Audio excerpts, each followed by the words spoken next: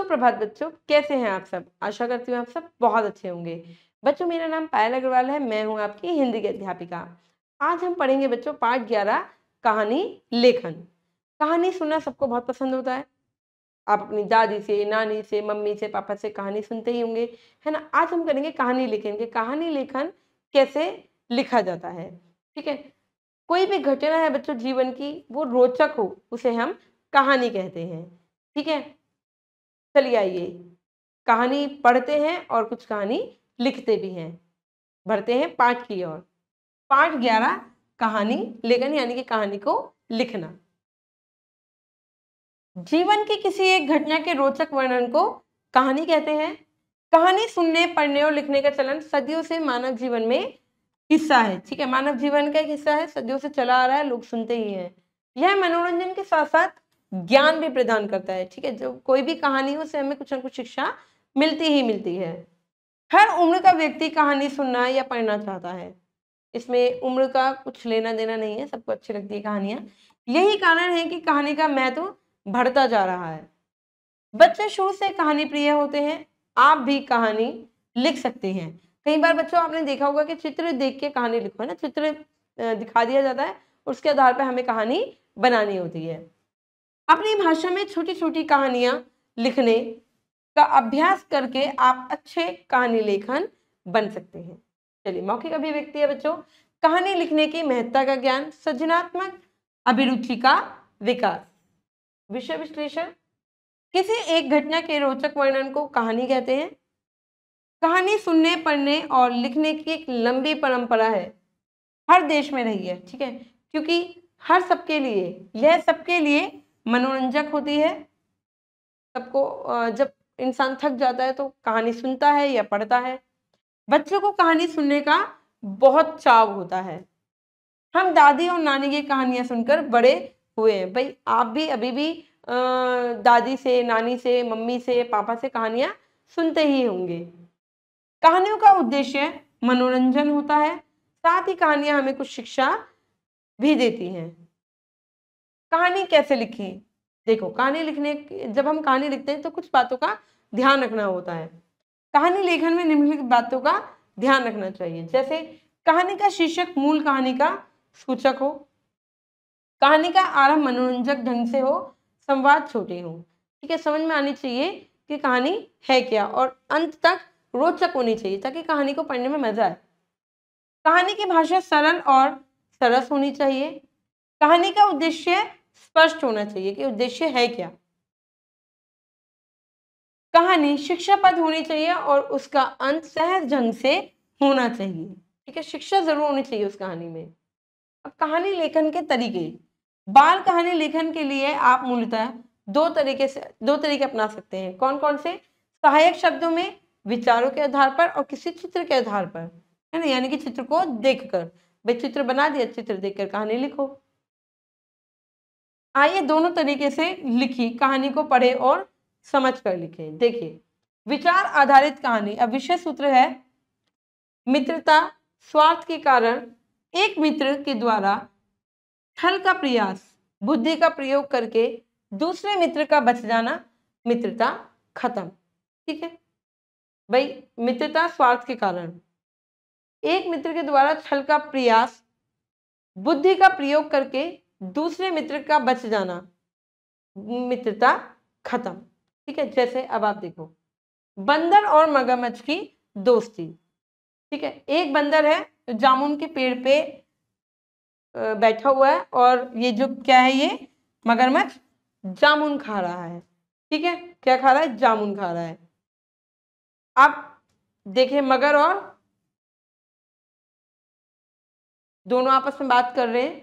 ठीक है, तो इसकी वाइफ होगी, ये बात कर रही है कि भाई अच्छा, बंदर तुम्हारा दोस्त है, फिर यहाँ पे लेकर आओ, मैं उसे खाऊंगी या कुछ ऐसा, है ना? अब ये देखो, इसको समझा बुझा के बंदर की पीठ पर ये जा भी रहा है ना? और फिर वो कैसे यहाँ तक आया, आओ देखते हैं। ठीक है, पर दोस्ती खत्म हो जाती है। स्वार्थ के कारण से लेके भी जा रहा था, पर किसी कारणवश कुछ बहाना करके, बंदर चालाक तो होता ही है, वो आ गया। अब देखते हैं कैसे इनकी मित्रता खत्म हुई। देखिए, एक नदी के किनारे एक जामुन के पेड़ पर मोगली नाम का एक बंदर रहता था, है ना। पेड़ पर मीठे मीठे जामुन लगे थे। कुछ खाने की तलाश में एक दिन मगरमच्छ जामुन के पेड़ के पास आया। उसे भूख लगी थी, जामुन के पेड़ के पास वो आया। मोगली ने मगरमच्छ को थोड़े जामुन दिए, ठीक है, थोड़े से जामुन दे दिए कि ले जाओ घर पे। अब रोज मगरमच्छ जामुन लेने के लिए पेड़ के पास आता और बंदर उसे रोज जामुन दे देता। धीरे धीरे अब दोस्ती पक्की हो गई। धीरे धीरे दोनों में बहुत अच्छी मित्रता हो गई, यानी कि दोस्ती हो गई।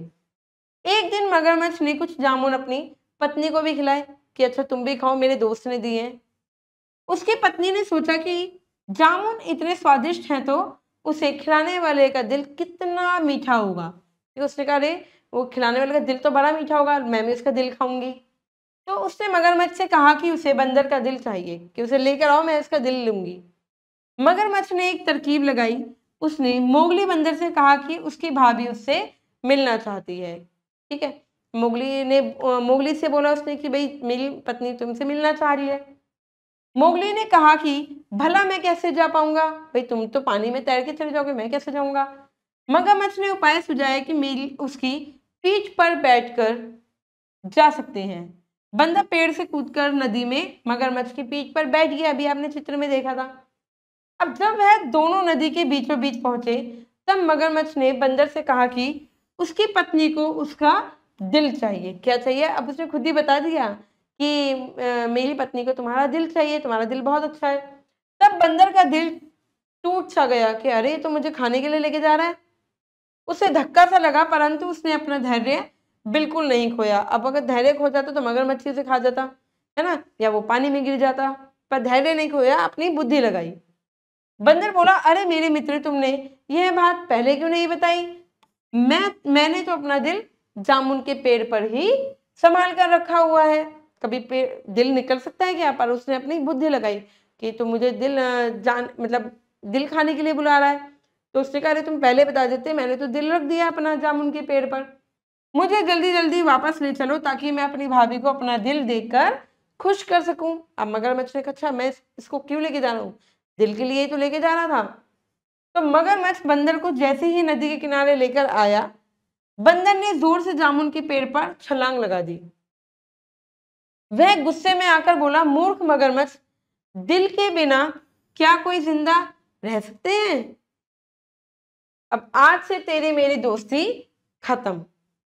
अब सोचो, रोज जामुन मिल रहे थे पर भाभी को चाहिए था दिल, अब दोस्ती भी खत्म हो गई, जामुन भी नहीं मिले।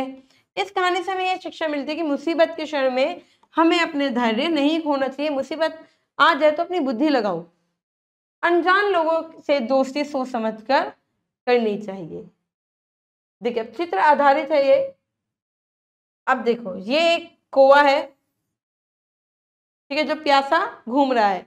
अब इसको प्यास लगी तो इसने मटके में एक पानी देखा, पर पानी बहुत नीचे था, कंकड़ पड़े थे, वो एक एक कंकड़ करके इसमें डाल रहा था। पानी ऊपर आया और कुएं ने पानी पी लिया, ठीक है। देखिए जहां चाहा वहां रहा। देखिए कड़कती गर्मी में एक प्यासा कौवा काफी देर से पानी की खोज में भटक रहा था। तो खोजते खोजते वह हार मानने ही वाला था कि अब मुझे कहीं नहीं मिलेगा। पर उसने देखा एक घर की छत पर पानी का मटका रखा हुआ है। क्या रखा हुआ है, मटका रखा हुआ है। कौवा बड़ी हिम्मत से उस मटके तक पहुंचा क्योंकि वो थक गया था।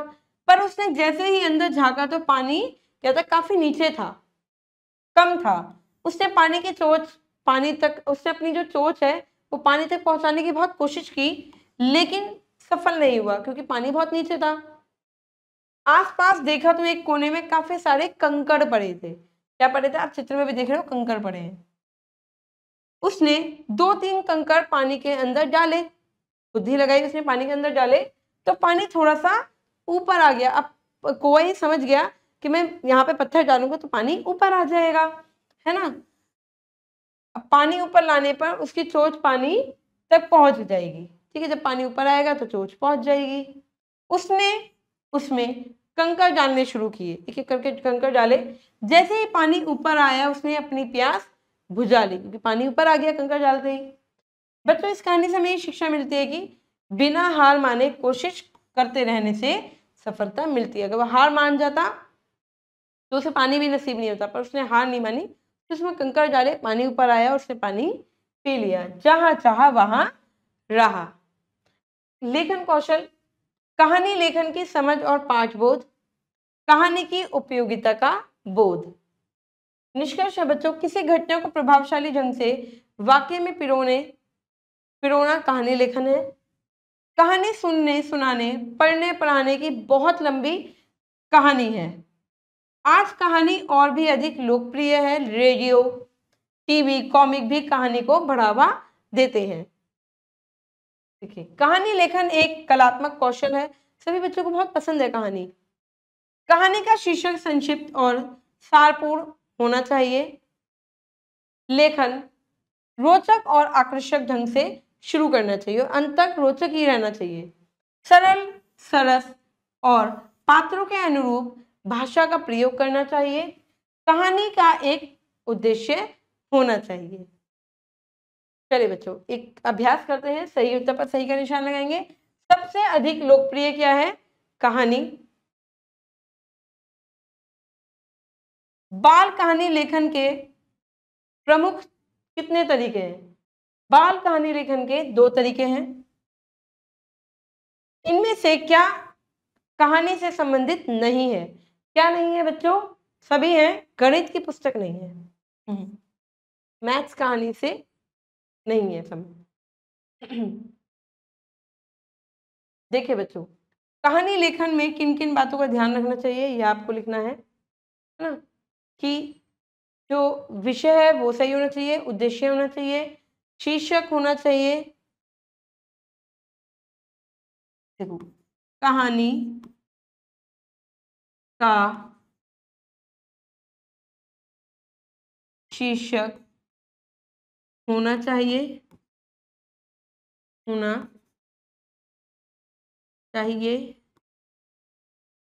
उद्देश्य होना चाहिए, कहानी का उद्देश्य होना चाहिए, कहानी का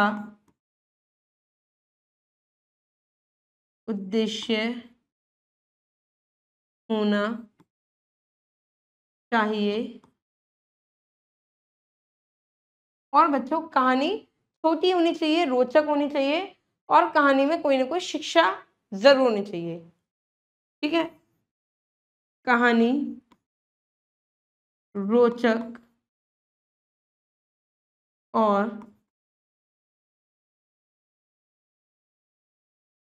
शिक्षाप्रद होनी चाहिए, होनी चाहिए।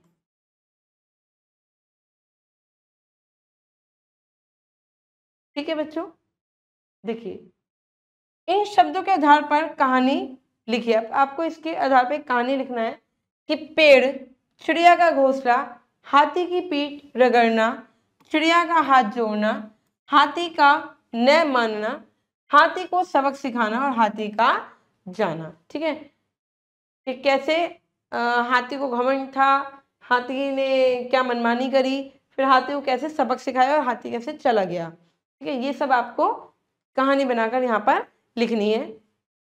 पाठ से आगे बच्चों, दिए गए चित्र तथा सहायक शब्दों के आधार पर एक कहानी लिखनी है। ठीक है, अब देखिए, अब यहाँ पे ये आपको कहानी लिखनी है। इसमें क्या हो रहा है बच्चों, कि जो कुत्ता है, ठीक है, कुत्ता शब्द आ गया, इसको एक हड्डी दिखाई दी। क्या दिखाई दी? हड्डी दिखाई दी। ठीक है, अब वो हड्डी उठा के जा रहा है। ठीक है, उसको नदी के किनारे जा रहा है।